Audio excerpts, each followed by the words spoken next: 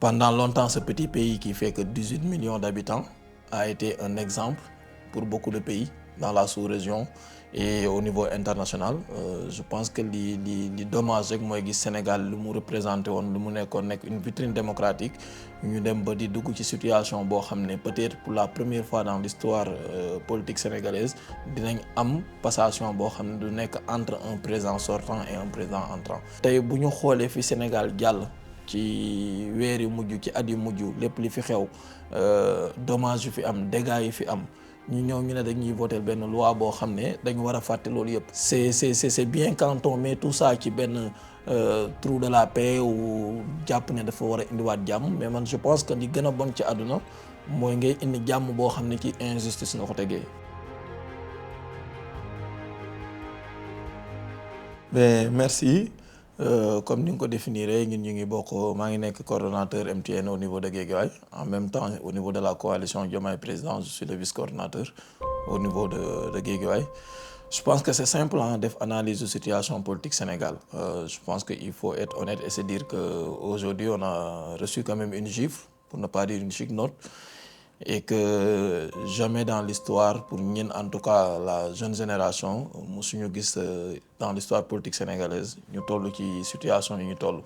Je pense que tey am na moo boo xam ne moom la ñëpp di partager mooy qu'on est dans une situation inédite et qui fait que même dañuy vivre ay événements yoo xam ne peut-être amul sa benn disposition bu ko mës a am. Pendant longtemps ce petit pays qui fait que 18 millions d'habitants a été un exemple pour beaucoup de pays dans la sous-région et au niveau international. Je pense que li dommage rek mooy gis Sénégal lu mu représenté woon lu mu nekkoon nekk une vitrine démocratique ñu dem ba di dugg ci situation boo xam ne peut-être pour la première fois dans l'histoire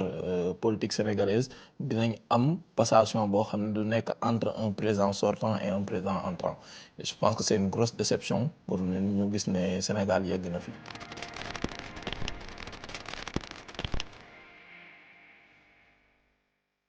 Bon je pense que mooy li may wax rek dañu am tey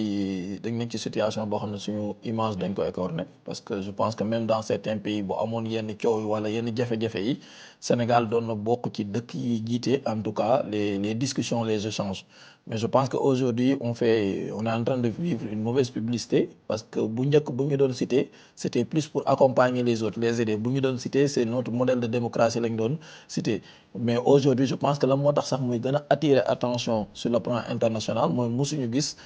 Sénégal mu toll fii. Donc je pense que tey bokk dugg nañ ci guuta boo xam ne comme on le dit souvent dafa nekk guuta boo xam ne recul démocratique la. J'ai un peu honte bu may dégg ñenn ñoo xam ne peut-être ay références lañu woon ci Sénégal di ñu rappeler ne moom timing bi ñu nekk bi ñuy vivre nañ ko dans les années 60. Ça veut dire que dañu bëgg a delloowaat ci jamono boo xam ne ñun suñuy bopp juddoogul woon loolu rek doy na ci misaal pour wane ne on est en train de vivre un recul démocratique. Bon maintenant rek il faut pas continuer à rester sur cette situation comme on dit le vin il est tiré il faut le boire fexe génn ci guuta gi ba nga xam ne peut-être dinañ mën a garder waat image séduisante bu ñu amoon avant.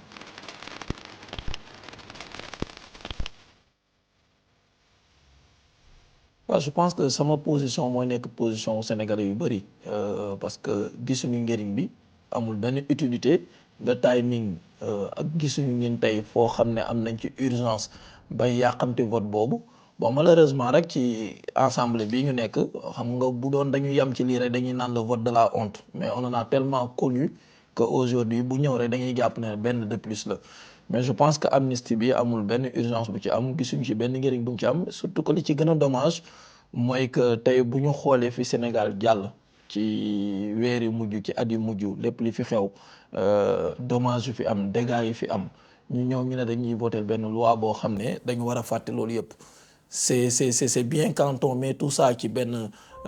trou de la paix ou jàpp ne dafa war a indiwaat jàmm mais man je pense que li gën a bon ci àdduna mooy ngay indi jàmm boo xam ne ci injustice nga ko tegee. Donc soo bëggee ramener une paix certaine il faut que l'ensemble des acteurs xam li xewoon parce que tamit bu ñu fàtte ne ci li ñu nekk ni di enlever ne kenn waratu ci waxaat boo bëri na ay doomu Sénégal yoo xam ne dañ ci dund ay préjudice ñenn ñi ñu yëkkati ay tuuma teg ko seen der, ñenn ñi ñu teg leen ci, ñenn ñi seeni waajur ñàkk ci seeni doom, ñenn ñi aussi ñàkk ci seen bakkan. Tey ñu xëy ñu ne loolu yëpp dañ ko war a jël teg ko benn côté fàtte ko. Je pense que lu dommage la loo xam ne tey kenn waru ci am fierté.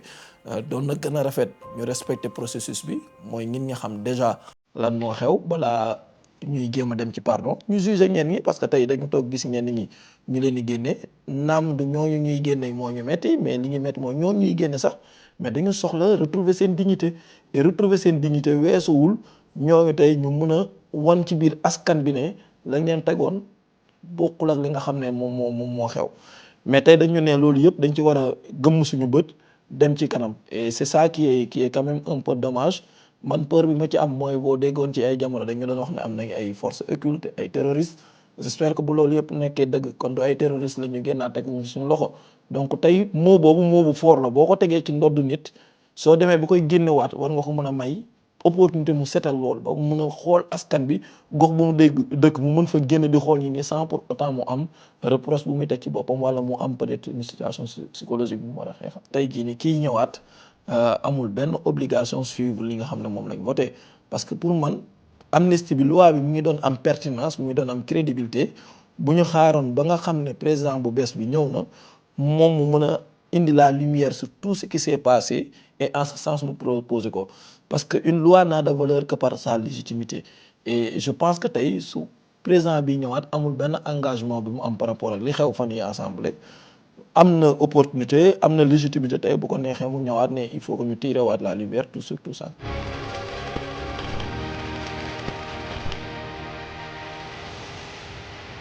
Mais pour man bu defoon beneen choix la ñun ñu war a inquiéter wu. Pour man c'est une cohérence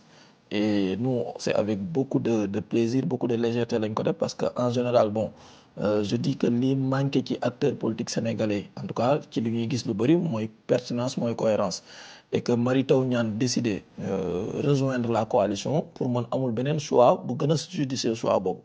Benn bi njëkk parce que aussi qu'on le veuille ou pas il y a énormément de similitudes entre ce que PASTEF promo comme projet comme vision ak ñun li nga xam ne moom lañ gëm. Beneen bi je pense que on a toujours eu des liens yoo xam ne c'est des liens en tout cas yu proche yoo xam ne jegante nañ parce que ñaar ñu bokk ay vision rek je pense que suñu leen di tàqali du bëri. Donc pour man li waroon indi peut-être surprise mooy ñu gis ñu feneen mais fii ñu ànd dañoo bokk loo xam ne dañ ko bokkoo di ci ànd et en ce sens je pense que c'est un choix logique.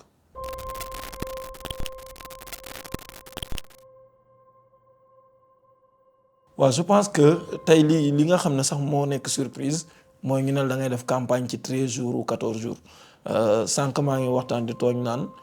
tu as 14 régions nga war a def peut-être campagne sur 13 jours ainsi de suite mais pour man aussi li nit ñi war a jàpp mooy que ne nit ñi def nañ campagne avant c'est-à-dire aujourd'hui suñ jëlee coalition Diomaye président suñu programme peut-être c'est depuis des années la ko nit ñi xam xëy na dañ koy fàttali ñenn ñi mais aujourd'hui on est dans une campagne boo xam ne pour man c'est une campagne de principe c'est une campagne de respect par rapport à la réglementation mais li nga xam ne mooy programme coalition bi li nga xam ne mbëbët boobu lañ am ci biir Sénégal nit ñi xam nañ ko bu yàgg. waaw li ci ëpp solo mooy c'est une coalition tey xam naa ne peut-être li am solo mooy du mel ni campagne bu nga xam ne moom la Sénégalais yi habitué woon gis mais bon décision bi mu génnee démb la. Donc tey ñu ngi war a gisee toogaat xool nan la ñuy tënkaat campagne ba nga xam ne ku ci nekk di nga ci war a gis li nga ci war a gis et je pense que li ëpp solo mooy comme je le disais tantôt li nga xam ne mooy le programme de cette coalition c'est un programme boo xam ne tous les Sénégalais nekk nañ au courant adopté wu nañ ko et peut-être sax moo tax tey li xew ci Sénégal te mosuñu koo dund xew fi parce que bu doon tey ñun vision bi kenn apprécié wu ko je pense que tey duñu nekk fi ñu toll. je pense que loolu du man maa ko jàpp loolu ñëpp partagé la ba nga xam ne peut-être ñenn ñi tey à un moment donné am nañ le courage de défendre cette vision et tey boo xoolee coalition bi ñi ko rejoindre aussi mënul def lu dul gën a jox doole loolu gën ko jox dayoo parce que ñoom tamit même principe yi la ñu àndee. Man damay naan souvent élection yi li ci gën a neex rek mooy du élection bu ñuy fal benn nit mais c'est une élection boo xam ne c'est des principes que les gens vont défendre et en ce sens pour man dayoo la gën a jox rek coalition bi. waaw non man je pense que romb na passé ci ñenn ñi et quand je le dis mooy tey xam nga bu doon au sein du PASTEF rek la ñuy wax loolu mën nañ ko comprendre parce que dañuy naan c'est l'esprit pastefien peut-être qui est là mais tey bu demee ba d'autres coalitions yoo xam d'autres partis yoo xam ne c'était des partis yu candidaté woon mu bokk ci ñi ñuy naan ñu spolier ñu am vision rejoindre en fait ce projet mais nekk ci avec beaucoup d'essence, ça veut dire que les gens l'ont accepté. Et je pense que on a aussi l'opportunité de réécrire encore une fois l'histoire politique sénégalaise. Parce que peut-être on était habitué à cette question à avoir des candidats qui peut-être plus âgés, plus maturité, et ainsi de suite. Mais je pense que l'indi vision Sonko qui niveau B, c'est aussi l'engagement de sa jeunesse. Donc, si nous avons aussi une opportunité à un jeune nous diriger, je pense qu'il faut aussi profiter de cette opportunité pour montrer que cette jeunesse, c'est une jeunesse qui est capable de porter les orientations de ce pays. Maintenant, pour moi, ce qui est solo aussi, nous avons ngour, dañ koy pencho, et je pense que lolu motax tay ñin mën nañ and fal tay gi Diomaye du changer à rien que c'est cette même vision, c'est le projet que Sonko avait, mom peut-être les porter avec ñin peut-être apport bi ñi indi moy la coalition. Tay fi histoire politique Sénégal tollu ci période bi, il faut pas enlever le mérite des jeunes parce que je pense que c'est la détermination des jeunes moo ñu indi ba fii ñu toll. Maintenant c'est vrai que am na loo xam ne xëy na war nañ ko doxalee neneen mais c'est pas quelque chose aussi de nouveau hein. Politique moo baaxoo parfois muy am ay tiraillements parce que tamit ay nit bu ñu bokkulee ay vision war a dagante fenn ku nekk dina xëcc yóbbu ci côté donc rek nit ñi aussi bokk ñu ni ñuy apprécier am na ñoo xam ne dinañ nangu ay arguments jàpp ne neneen lañ ko war a défendre xëy na parfois mu am tuuti ay échauffourées am un peu de violence mais du loo xam ne lu bees la maintenant peut-être ñin suñu touche mooy lan mooy di ñaan ba nga xam ne aussi yu mel noonu dafay nekk suñu ginnaaw que mu am aujourd'hui des conflits mais que ça soit des conflits d'idées ñu peut-être bañ a bokk ay orientation mais ñu mën a retrouver autour d'une table échanger ba mën a am des consensus. Donc je pense que tey loolu lu ñu dund la lu ñuy naqarlu la mais du lu bees ci scène bi. Par contre il faut pas par là quand même def ci benn extrapolation ba ne peut-être jeunes yi ni ñuy doxalee politique lu bees la non li ci bees pour man te ñu war ko jàpp. Moi je pense de plus en plus on voit l'engagement des jeunes à défendre les intérêts de leur pays et ça ku ko mënul sant rek ku ko mënul ku ci mënul ànd rek c'est parce que peut-être yow xëy na Sénégal am na lu la ciy déranger wala ëllëgam intéressé wul. Mais man dama lay delloo benn question ñaata candidat ñoo am pour élection yi du benn du ñaar ça veut dire que ku nekk da nga ñëw ak sa programme sa vision sa idéologie c'est normal que gis-gis yi ute. Pourquoi aujourd'hui nit ñi di bëgg a valoriser cette en fait division boo xam ne peut-être ngeen sentiruñ ko wala boog sentiruñ ko ni ñu ko war a centrer mais au sein d'un même camp il y a cette division mais on n'en parle pas beaucoup. Donc man pour man ci ñoo xam ne seeni camp bokkul su amee une division c'est beaucoup plus acceptable que kenn ki nga xam ne candidat la nekk ci benn camp te am division foofu noonu. Mais tout ça ce n'est pas important pour man fan la ñuy gën a mën a nattee loolu mooy tey xëy na élection yi am na fu mu doon toll foofu la ñuy gën a mën a apprécier ndax y a une division boo xam ne c'est une division forte de l'opposition ou pas. Je pense que tey bi ñu waree ànd nañ parce que ci échéance yooyu mënoon nañ ci bokkoo ànd tey rek on est dans des échéances yoo xam ne c'est pour une élection présidentielle ku am candidat tamit ay na yéwén il faut aussi nga appuyer ce candidat mais peut-être arrivera un moment où xëy na les enjeux vont être différents et en sens pour man fa la ñuy amee baromètre bu ëpp solo pour apprécier. Xam nga tey bu ñu demoon ba deuxième tour les enjeux ne sont plus les mêmes parce que boobaa peut-être ñaari camp ñooy xëccoo boobaa bu dee opposition bi àndul mën nañ am appréciation bi ñu kii. Ce que je veux éviter mooy que par exemple ñuy anticiper ci réflexion yoo xam ne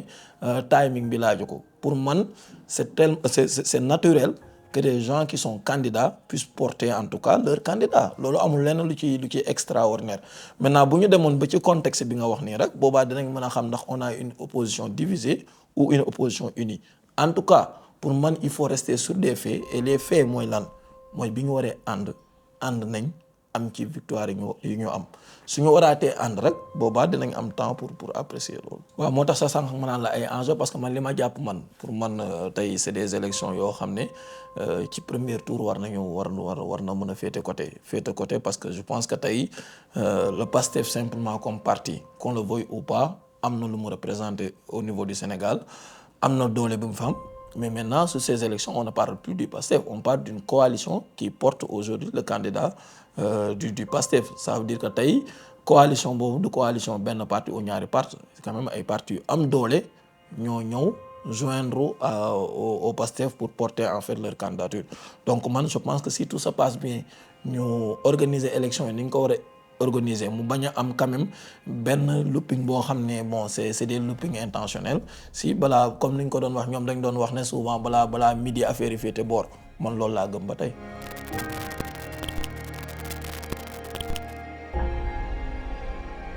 Mais la réponse est simple su ma identifié wul foofu fa laa war a identifier parce que moi j'ai pas défini sama naissance fa laa juddoo fa laa yoroo fa laa màggee donc pour man c'est très naturel ma identifié wu ci banlieue bi peut-être su ma identifié woon feneen la ñuy wax mais li ci am solo mooy su doon tey man maay définir sama naissance foofu laay juddoo waat parce que tey peut-être pour man banlieue dafa am lu bëri loo xam ne da koo am te peut-être duñ ko fësal lu bëri on a vécu pendant des années ay préjugés ñu am fu ñu étiqueté mais je pense que tey loolu aussi mu ngi am retournement de situation ñuy gën a valoriser li nga xam ne banlieue bi loolu la am comme capital humain li mu am aussi comme ay valeurs telles que la solidarité l'esprit de partage ainsi de suite et moi je suis très à l'aise de venir de la banlieue et comme je le dis souvent xam naa moo tax question boobu ñëw man pour man fa laa bokk fa laa identifié wu sama bopp et j'ai une énorme fierté de revendiquer mon appartenance à la banlieue. mais sama dernier mot mooy remercier leen remercier aussi ñu leen suivre di ñaan yàlla aussi Sénégal ci élection yi jëm nga xam ne depuis boobu ba léegi peut-être bëri na ay tënk-tënk ci am yàlla def aussi ñu dem ci jàmm campagne bi ñu dérouler ko ci jàmm yàlla def jour scrutin bi aussi ñu am scrutin boo xam ne dafay normal du am benn problème am jàmm bañ am histoire yàlla may ñu dem lu rëy goo xam ne duñu dem second tour